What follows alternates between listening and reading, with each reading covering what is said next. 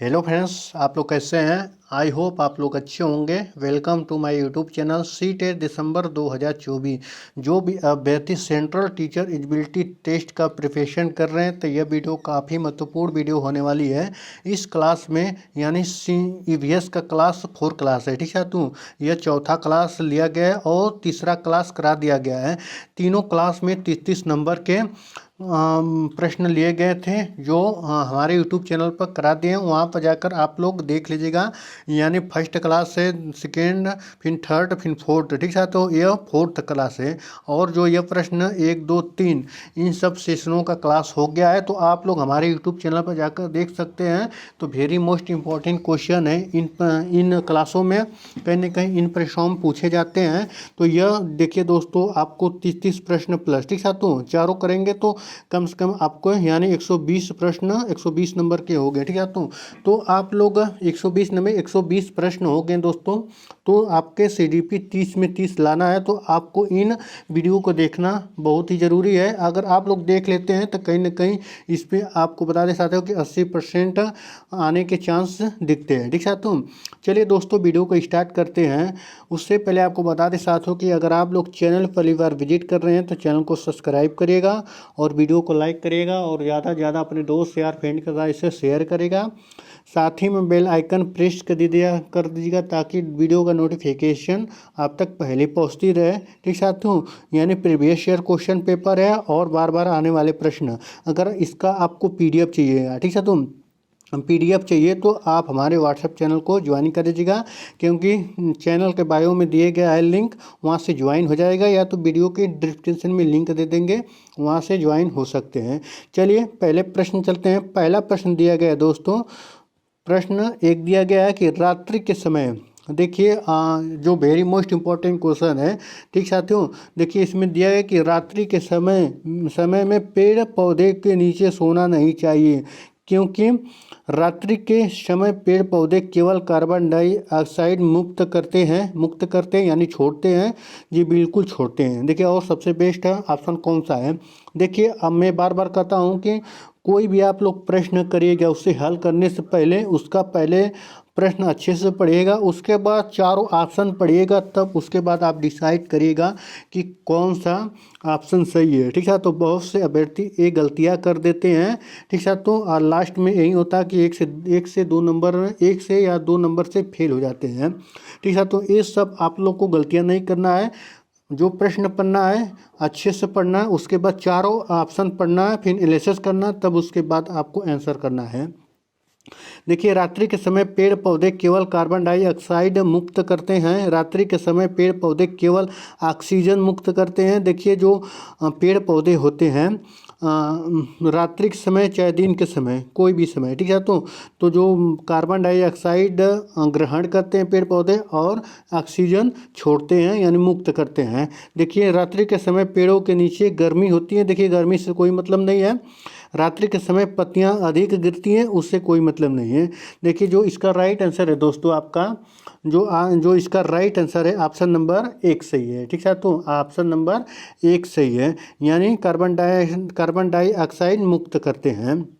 जो रात के समय इसलिए नहीं सोना चाहिए कि देखिए जब पेड़ पौधे होते हैं दोस्तों, ठीक साथियों, जब पेड़ पौधे होते हैं कहीं ना कहीं रात्रि के समय कार्बन डाइऑक्साइड अधिक छोड़ते हैं यानी मुक्त करते हैं, ठीक है। तो चलिए अगले प्रश्न चलते हैं। अगला प्रश्न दिया गया है, प्रश्न संख्या 2 दिया कि रीना महसूस करती है कि हाल ही में उनकी शारीरिक गतिविधियां बढ़ गई है। शारीरिक गतिविधियां बढ़ गई है और तदनुसार उसके शरीर की पोषणीय आवश्यकताएं भी बढ़ गई है। निम्नलिखित खाद्य समूहों में से कौन सा समूह उसे अपने शरीर की वर्तमान आहार संबंधित आवश्यकताओं को पूरा करने के लिए शामिल करना चाहिए।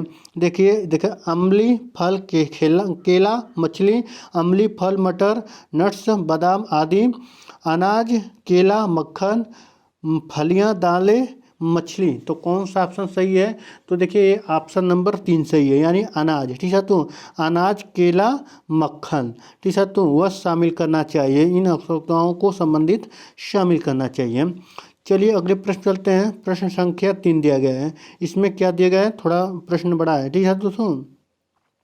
प्रश्न दिया कि एक शिक्षिका कक्षा में खाद्य भंडारण हेतु कुछ बिंदु सामपट पर लिखती हैं। इन पदों को नमी यानी सामपट पर लिखती हैं। देखिए भंडारण खाद्य यानी खाने पीने का जो सामान है किससे दूर रखना चाहिए। इन पदार्थों को नमी से दूर रखना चाहिए, बिल्कुल सही है।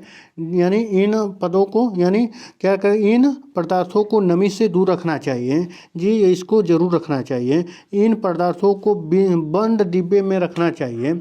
ठीक साथियों, बंद डिब्बे में रखना चाहिए। ठीक साथियों, जो मतलब खाद्य सामग्री है तो देखिए नमी से दूर रखना चाहिए, ये भी सही है।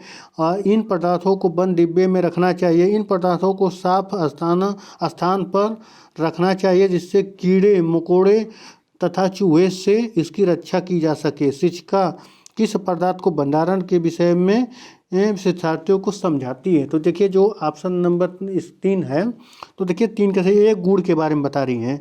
ठीक है, तो जो शिक्षिका है ये गुड़ के बारे में बता रही हैं कि इन पदार्थों को नमी से दूर रखना चाहिए, बंद डिब्बे में रखना चाहिए और इन पदार्थों को साफ सफाई के स्थान पर रखना चाहिए कि कीड़े मकोड़े न पड़े, यानी चींटियाँ उटियाँ न पड़े। तो ये गुड़ के बारे में बता रही हैं। चलिए अगले प्रश्न चलते हैं कि निम्न तत्वों में से किसमें कार्बोहाइड्रेट्स और प्रोटीन दोनों होते हैं। देखिए फास्फोरस में, नाइट्रोजन में, सल्फर में, कार्बन में, तो किसमें होते हैं। देखिए इसका राइट आंसर है ऑप्शन नंबर 4 से ये कार्बन में कार्बोहाइड्रेट और प्रोटीन दोनों ही होते हैं। चलिए अगले प्रश्न चलते हैं। अगला प्रश्न है कि साल, सागौन, बांस तथा शीशम किस बायोम के वृक्ष हैं। तो मानसूनी बायोम के रोम सागरी बायोम, विषुवत रेखी वन बायोम है, मानसूनी सदाबहारी। तो कौन सा ऑप्शन सही है। तो देखिए ऑप्शन नंबर 1 सही है, यानी मानसूनी बायोम। ठीक है, तो मानसूनी बायोम के वृक्ष हैं। चलिए अगले प्रश्न चलते हैं। अगला प्रश्न दिया गया है छठवां में दिया गया है दोस्तों, एक शिक्षक अपनी कक्षा में, यानी प्रश्न संख्या कितना दिया है, प्रश्न संख्या 6। ठीक है, तो इसमें दिया गया है कि एक शिक्षक अपनी कक्षा में एक शिक्षार्थी को मरुस्थलीय पौधे के 3 विशेषता लिखने को कहा। शिक्षार्थी इन तीनों पौधों की विशेषताएं निम्न प्रकार से लिखा। इन पौधों की पत्तियां बहुत छोटी और अनुपस्थित होती हैं। ठीक है, तो अनुपस्थित होती हैं। ठीक है, तो ये भी सही है। इनका तना कठोर होता है जी, बिल्कुल कठोर तने और कठोर होते हैं, यानी जो उसके पत्ते होते हैं वो पत्ते में तब्दील हो जाते हैं, जो जड़ होते हैं वो पत्ते का ही आकार होता है। इन पौधों पर कांटे लग जाते हैं जी, बिल्कुल शिक्षार्थी द्वारा दी गई विशेषता में सही है। तो कौन सा ऑप्शन सही है। देखिए ऑप्शन नंबर इसमें 4 से ये पहला, दूसरा और तीसरा, यानी ये तीनों सही हैं। तो ऑप्शन नंबर 4 सही है। चलिए अगले प्रश्न चलते हैं। अगला प्रश्न दिया है कि मानव जीवन के लिए आवश्यक वस्तुओं, गैस, ईंधन आदि पर्यावरण विषय में सम्मिलित करने का मुख्य कारण है। तो संरक्षण के लिए है, उपलब्धता जानने के लिए है, नष्ट करने के लिए है, उपयोग पर रोकथाम करने के लिए।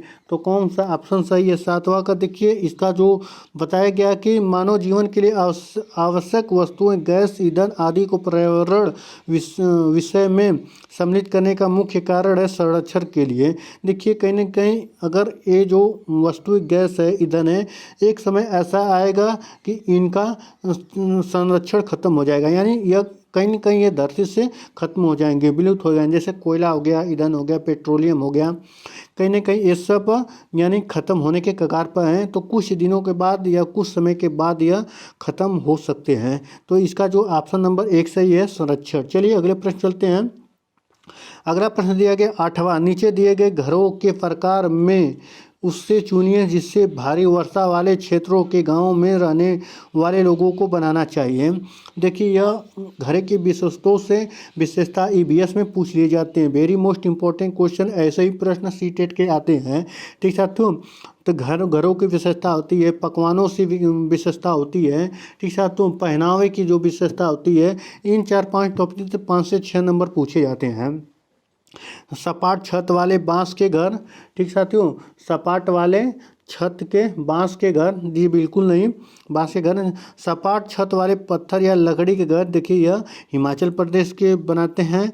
बांस के खम्भे पर बने ढालू छत वाले घर, तो ऑप्शन नंबर 3 सही है। मिट्टी और फूस के घर, मिट्टी और कूस यानी पूस के घर जिनकी ढालू छतें कटीलियां झाड़ियों से बनती है। देखिए जो ऑप्शन नंबर 1 सही है, बांस के खम्भों पर बने ढालू छत वाले घर जो असम में बनाए जाते हैं, क्योंकि वहाँ पे बारिश अधिक होती है।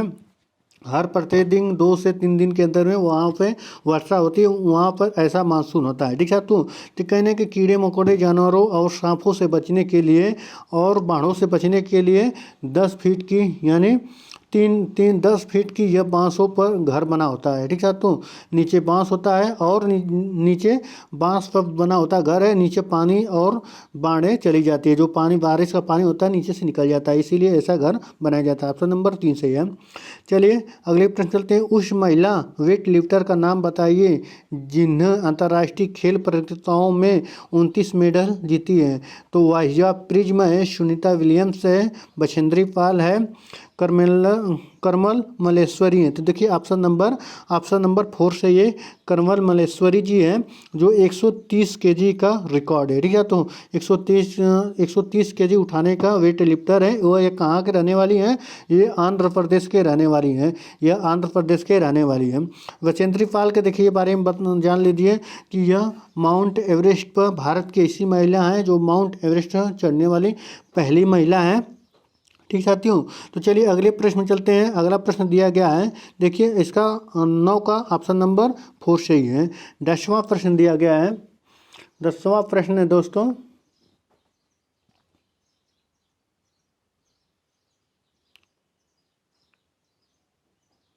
दसवां प्रश्न है इसका, निम्न 10वां प्रश्न दिया गया है इसका 4 इसका सही है, ठीक है साथियों। तो देखिए निम्न स्थानों में से मेढकों और कीटों को फंसाने, खाने, पकड़कर खा जाने वाले घटपड़ी पौधे को घटपड़ी पौधा कहा नहीं जाता है, कहाँ नहीं पाया जाता है। देखिए कहाँ नहीं पाया जाता है, मणिपुर में, मेघालय में, असम में, श्रीलंका में। देखिए श्रीलंका में नहीं पाया जाता है, ठीक साथियों। यह असम में भी नहीं पाया जाता है, मेघालय में नहीं पाया जाता है, यह पाया जाता है मणिपुर में, ठीक है। तो मणिपुर में यह पौधा पाया जाता है जो कीटों को फंसाकर यानी चूहे कीटों को फंसाकर खा जाते हैं। किस लिए पौधा खाते हैं? मांसाहारी पौधा इसलिए कहा जाता है दोस्तों कि इनमें नाइट्रोजन की कमी होती है, ठीक है। तो नाइट्रोजन की कमी है, उसको पूरा करने के लिए कीटों को ऐसे पंखनुमा एक ढक्कन होता है, ठीक है। तो ऐसे निकला रहता है, जैसे कीड़े मकोड़े इसमें आते हैं या ढक्कन बंद हो जाता है और उसके बाद उन लोगों की जान चली जाती है, उससे फंसा कर खा जाते हैं। चलिए अगले प्रश्न चलते हैं। अगला प्रश्न दिया गया है 11, ठीक है। 11 दिया गया, 11 में क्या दिया गया है?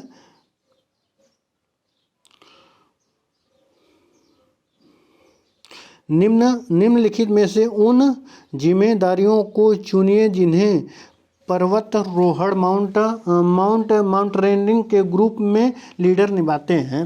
देखिए पहला जो दिया गया है, ठीक है। तो जो पहला दिया गया है कि ग्रुप के आगे चलना ताकि ग्रुप पीछे चल सके, ठीक है। तो ग्रुप के आगे चलना ताकि ग्रुप पीछे सके, देखिए ये नहीं होता है। ग्रुप के आगे चलना ये नहीं होता कि वह सब पीछे सके, एक दूसरे की सहभागिता होती है तभी ये संभव होता है, ठीक है साथियों। तो चलिए अगला पॉइंट चलते हैं कि उन प्रतिभागियों को रोकने के लिए कहना जो उचित प्रकार से चढ़ने योग्य नहीं है, जी बिल्कुल सही है। अगर देखिए जो भी व्यक्ति थोड़ा पैर में मोच आ गया, चोट आ गए, कहीं ना कहीं उसके सहायता करना, आराम करने की व्यवस्था करना, ये हो सकता है। देखिए अगला पॉइंट दिया गया कि सामान उठाने में प्रतिभागियों की सहायता करना, जी बिल्कुल ए भी ऑप्शन सही है, ठीक है। तो ए भी जो दिया गया ए भी सही है। देखिए अगला दिया गया चौथा कि प्रतिभागियों के रुकने और विश्राम करने के लिए उचित स्थान ढूंढना, ठीक है। तो उचित स्थान ढूंढना, तो जो इसका पॉइंट जो दिया गया है दोस्तों, यह देखिए इससे कोई मतलब ये ऑप्शन देखिए गलत है, ठीक है। तो इसमें क्या दिया गया है दोस्तों, एक मिनट, इसमें दिया गया है रुकने चढ़ने प्रयोग चढ़ने का योग्य नहीं है। देखिए ये देखिए सॉरी, जो यह नहीं ऑप्शन है नेगेटिव वर्ड है। देखिए यह पहला, दूसरा भी गलत है। तीसरा देखिए सही है, प्रतिभागियों को रुकने के लिए विश्राम करने के लिए उचित स्थान, ये सही है। जो अवस्थ और उनका ध्यान रखना, ग्रुप के लिए उचित भोजन की व्यवस्था करना, ये भी सही है। यानी तीसरा चौथा पांचवा किसमें सही है दोस्तों? तो यह तीसरा चौथा पांचवा तो दो, ऑप्शन नंबर 2 में सही है। चलिए अगले प्रश्न चलते हैं। अगला प्रश्न है 12 में क्या देगा? किसी वृक्ष के बारे में नीचे दिए गए कथनों पर विचार करिए। इन वृक्ष की ऊंचाई सामान्यतः कक्षा के कमरों की दीवारों के बराबर होती है। जी बिल्कुल। तो आपको अगले प्रश्न बताएं, आप लोग याद करिएगा, इसका ऑप्शन दीजिएगा। इस वृक्ष की जड़ें धरती के भीतर वृक्ष की ऊंचाई की लगभग तीन गुनी होती है, यानी 3 गुनी गहराई तक नीचे जाती है, जब तक कि भूजल स्तर तक न पहुँच जाए। ठीक साथियों, किस पेड़ के बारे में बताया जा रहा है? देखिए यह जो वृक्ष है खेजड़ी के बारे में बताया जा रहा है। ठीक है, तो समांतर दीवार के ऊंचाई के बराबर होता है। जो खेजड़ी होता है राजस्थान और हरियाणा में पाया जाता है। तो यह 10 फीट के आसपास यह पेड़ें होती हैं। ठीक साथियों, तो जो इसका पॉइंट जो है एक सही है। ठीक साथियों, एक सही है। और उसके बाद इन जड़ों की, ये भी सही है। इस वृक्ष की जड़ें धरती के भीतर वृक्ष की ऊंचाई की लगभग 30 गुना गहरी नीचे जाती है, जब तक भूजल व स्तर तक पहुंच न जाए। तो ऑप्शन नंबर 2 भी सही है। यह वृक्ष अपने तने में जल एकत्र करता है। तो जी बिल्कुल, यह जल एकत्र करता है। ठीक है, तो ये जल भी एकत्र करता है। वहाँ के लोग, स्थानीय लोग हैं, उससे आसानी से पाइप डालकर निकाल भी लेते हैं। ठीक साथियों, तो 12 का जो ऑप्शन देखिए 3 सही है। देखिए यह वृक्ष अबू धाबी के रेत में के टीले में पाया जाता है। देखिए अबू धाबी नहीं पाया जाता है, यह राजस्थान में पाया जाता है। ठीक साथियों, तो यह अबू धाबी में नारियल के बहुत पेड़ पाए जाते हैं, खजूर के पेड़ बहुत ज़्यादा पाए जाते हैं। ठीक है, तो इस वृक्ष में रेगिस्तानी को ओक कहते हैं के बारे में कौन सा कथन सही है? देखिए खेजड़ी है और राजस्थानी ओक थोड़ा सा डिफरेंट है। ठीक है, राजस्थानी ओक है और खेजड़ी के बारे में थोड़ा सा डिफरेंट है। ऑप्शन नंबर 3 सही है। ठीक है, तो ऑप्शन नंबर 3 सही है। चलिए अगले प्रश्न में चलते हैं। अगला प्रश्न दिया है कि नीचे दिए गए लक्षणों वाले पक्षी यानी लक्षणों वाले पक्षी का क्या नाम है? एक पक्षी ऐसा जिनकी दुम पर पैसा सिर से दुम तक दिख नीला ही नीला सा। तो कौन सा ऑप्शन है? देखिए शक्कर खोरा है, वीवर पक्षी है, मोर है, वसंत गौरी है। तो ऑप्शन नंबर 3 सही है, यह मोर है। यह मोर को कहा जा रहा है। एक पक्षी ऐसा जिसकी दुम पर पैसा सिर से दुम तक नीचे नीला ही नीला सा। तो ऑप्शन नंबर 3 सही है, मोर सही है। चलिए अगले प्रश्न चलते हैं। अगला प्रश्न है 14। देखिए 14 में क्या दिया गया है दोस्तों कि कोई एक्सप्रेस ट्रेन नई दिल्ली से मुरादाबाद होकर लखनऊ जाती है। इस मार्ग से होकर नई दिल्ली लखनऊ की दूरी 504 किलोमीटर। यदि ट्रेन इस दूरी को 7 घंटे में तय करती है तो ट्रेन की मीटर प्रति सेकेंड औसत चाल क्या होगी? देखिए चाल बराबर दूरी बटा के समय होता है। ठीक है, तो चाल बराबर दूरी बटा के समय। देखिए समय कितना है कि देखिए दूरी कितना है 504 किलोमीटर बटे 7 7 49 होता है। ठीक है, तो उसके बाद एक ऑप्शन 7 दूना के 14। ठीक है, 7 दूना के 14 यानी 72 किलोमीटर घंटा। और इसे 5 बटा के 18 से भाग देंगे तो यह मीटर प्रति सेकेंड आ जाए। 18 के 18 दूना के 36, 7 दूना के 72। ठीक है, तो यहाँ 4 आ जाएगा। 4 गुणे 20, 4 गुणे 5 बराबर कितना हो गया? 20। तो 20 मीटर प्रति सेकेंड किसी ऑप्शन में है। देखिए ऑप्शन नंबर 2 सही है, 20 मीटर प्रति सेकेंड है। चलिए अगले प्रश्न चलते हैं। अगला प्रश्न दिया गया दोस्तों 15 दिया कि मच्छरों के फैलने वाली 3 रोगों का समूह। देखिए डेंगू, मलेरिया, कोविड। देखिए कोविड नहीं है, चिकनगुनिया, डेंगू, HIV एड्स। देखिए ये भी नहीं है, मलेरिया, डेंगू, चिकनगुनिया। ठीक साथियों, कौन सा ऑप्शन सही है? देखिए मलेरिया, डेंगू, चिकनगुनिया, ये ऑप्शन सही है। ऑप्शन नंबर 3 सही है। ठीक साथियों, कोविड नहीं है। चलिए ऑप्शन नंबर 3 सही है, मलेरिया, डेंगू, चिकनगुनिया। अगले प्रश्न चलता है। अगला प्रश्न दिया गया कि पर्यावरण दर को समेकित समेकित रूप से पढ़ाने के लिए किस अवधि को अपनाना चाहिए, किस विधि को अपनाना चाहिए? ऑप्शन नंबर एक है भाषा और विज्ञान को समेकित करना, वास्तविक प्रक्रिया को श्रृंखलाओं के साथ एक करना, जीवन विज्ञान रसायन विज्ञान यानी जीव विज्ञान रसायन विज्ञान और भौतिक विज्ञान में समानता ज्ञात करना, तथ्यों एवं सिद्धांतों में संबंध स्थापित करना। तो कौन सा ऑप्शन सही है? तो देखिए ऑप्शन नंबर 2 सही है। ठीक है, तो ऑप्शन नंबर 2 सही है।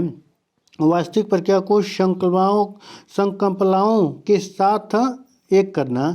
चलिए अगले प्रश्न चलते हैं। अगला प्रश्न है 17। एक अध्यापक को कक्षा में पढ़ाते समय सबसे अधिक प्रसन्नता तब होती है जब एक छात्र एक दूसरे से पूछ कर लिखते हैं। तो देखिए ये भी एक तरह से ऑप्शन सही होता है, एक दूसरे से बात विचार कर लिखते हैं तो अच्छी बात है। इस सबसे बेस्ट हम लोग को ऑप्शन ढूंढना है। सभी छात्र शांत होकर ध्यानपूर्वक उसको सुनते हैं। ठीक है, तो उनको सुनते हैं। ब्लैक बोर्ड पर लिखे को अपनी उत्तर पुस्तिका में लिखते हैं। देखिए ऑप्शन गलत है। शिक्षण के समय प्रश्न पूछते रहते हैं। तो देखिए ये भी ऑप्शन सही गलत है। तो कौन सा ऑप्शन सही है 17 का? देखिए ऑप्शन नंबर 2 सही। सभी छात्र शांत होकर ध्यानपूर्वक शिक्षक को सुने। चलिए अगले प्रश्न चलते हैं। अगला प्रश्न दिया गया है, अगला प्रश्न है 18 क्या दिया है कि पर्यावरण अध्ययन की कक्षा में अवधारणाओं को स्पष्ट करने के लिए कविता और कहानियाँ और कहानी कथन का प्रयोग करना। बच्चे में विद्यमान भाषिक एवं सांस्कृतिक विविधता को ध्यान में रखता है, उचित दिशा में बच्चों की ऊर्जा को संग्रहित करता है, पाठ को आनंददायक और रोचक बनाने में मदद करता है। देखिए जो आनंद बनाने में रोचक रखता है, ये तो बात सही है। ठीक है, तो सबसे बेस्ट ढूंढना है कि स्थानीय एवं विश्व स्तर पर संचार की प्रगति को खोजने और कल्पना करने की योग्यता का विकास करने में मदद करता है। तो ऑप्शन नंबर 4 सही है। चलिए अगले प्रश्न में चलते हैं। अगला प्रश्न है 19 है। निरंतर एवं व्यापक मूल्यांकन CCE में निरंतर शब्द प्राथमिक स्तर पर किस प्रकार के मूल्यांकन का प्रतिनिधित्व करता है? अधिगम के लिए मूल्यांकन, अधिगम के रूप में मूल्यांकन, अधिगम में मूल्यांकन, अधिगम का मूल्यांकन। तो कौन सा ऑप्शन सही है? देखिए ऑप्शन नंबर 1 सही है दोस्तों, यानी अधिगम के लिए मूल्यांकन। ऑप्शन नंबर 1 सही है 19 का। चलिए अगले प्रश्न चलते हैं। अगला प्रश्न दिया गया है 20 EVS। देखिए EVS के संबंध में प्रासंगिकता का अर्थ है। EVS को सरल से जटिल तक ले जाना चाहिए।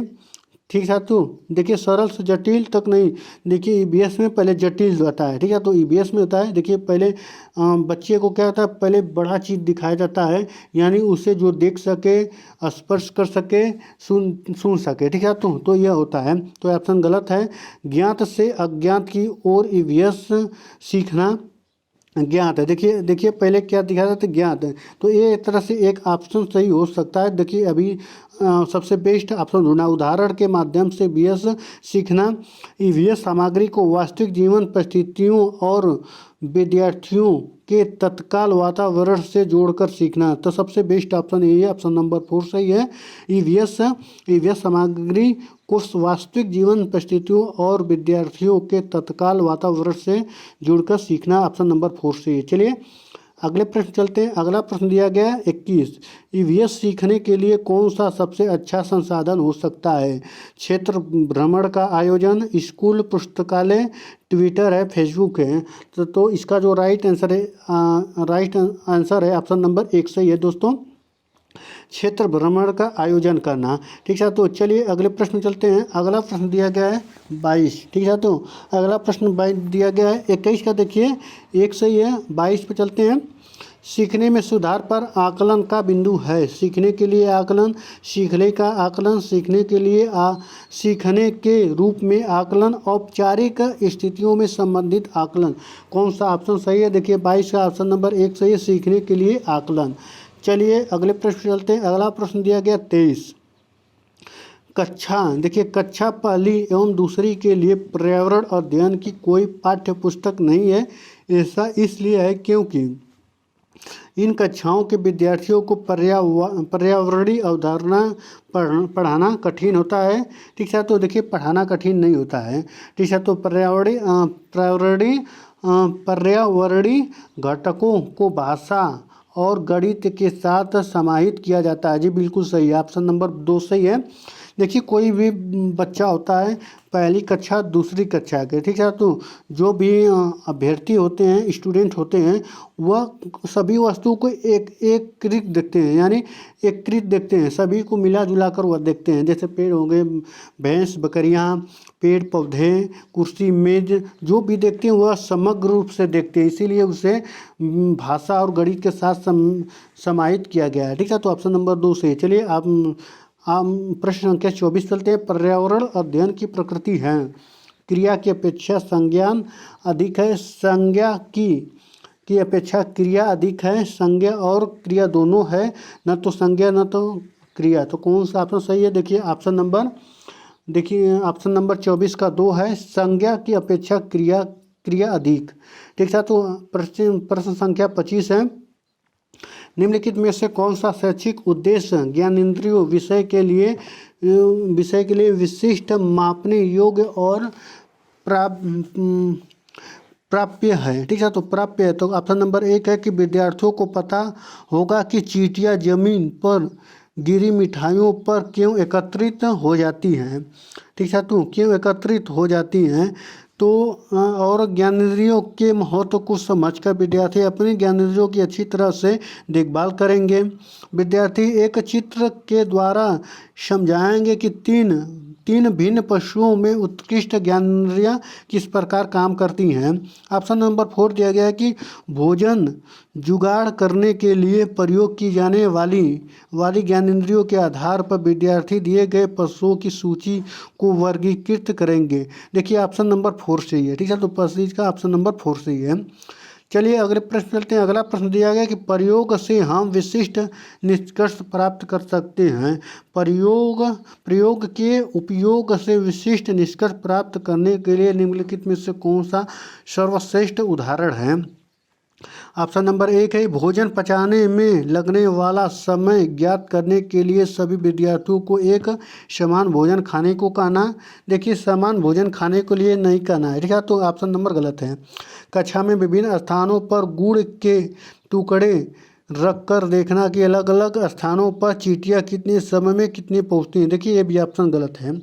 ठीक साथियों, ये भी ऑप्शन गलत है। देखिए ऑप्शन नंबर 3 दिया गया है समझना कि चाय का गर्म प्याला ठंडा क्यों हो जाता है जब हम उस पर हवा फूंकते हैं। तो देखिए सबसे बेस्ट ऑप्शन है ऑप्शन नंबर 3 सही है। ठीक साथियों, तो चलिए अगले प्रश्न चलते हैं। प्रश्न संख्या 27 है। ऋतुओं का विषय आरंभ करने के लिए शुरुआत के रूप में निम्नलिखित में से कौन सा कथन सबसे कम प्रासंगिक होगा? ठीक है, तो हम लोग को कम ढूंढना है, यानी कम प्रभावी ऑप्शन ढूंढना है। विद्यार्थियों को शोर पर ले जाना, उससे पूछना कि पौधे में आने वाली ऋतुओं में किस प्रकार से परिवर्तन देखे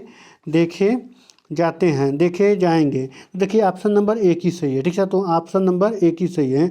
देखिए इसमें गर्म ठंडा महसूस करते हैं, तो ये ऑप्शन गलत है। ठीक है, तो देखिए ऑप्शन नंबर 1 सही है। चलिए अगले प्रश्न चलते हैं।